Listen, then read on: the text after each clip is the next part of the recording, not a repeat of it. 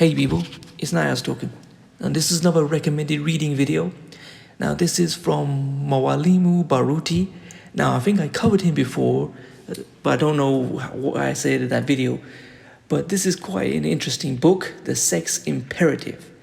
And I've been reading it, I've been talking about it in my video that I did earlier today, where I discussed the film Barbarian and racism and racial overtones and undertones within the film, because this book was key to making a lot of connections to what I was watching and what I didn't understand. So let's read the blurb taken from here from Amazon. The Sex Imperative details the origin, historical progression, and essence of European sexual insanity. It is a discussion which particularly focuses on this fault and behavior, as it has been assimilated and is being practiced by Africans who are participating in European culture as if it is their own.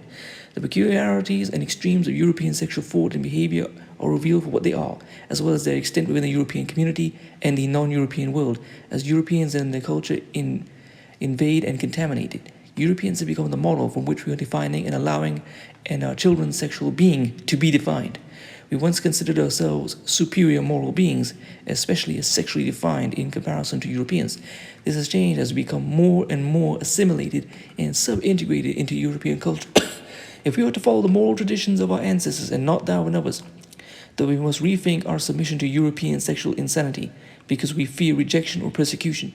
To be unwilling or afraid to define and model sexual morality for our children, because it may make them different from the European norm and therefore make their lives more difficult, is for Africans to react out of fear. Morality, like fear, is a group, not individual definition state, and Europeans are the group by which we are defining our children's sexual morality. This book is a discussion of both the European sexual way and the appropriate African response. And one thing, and I was reading from it, that was fascinating is where he discussed that we think that sex is universal. Everyone has sex, but each culture, each race has a different sex ritual. Black people have their own sex ritual, as does every other race and culture.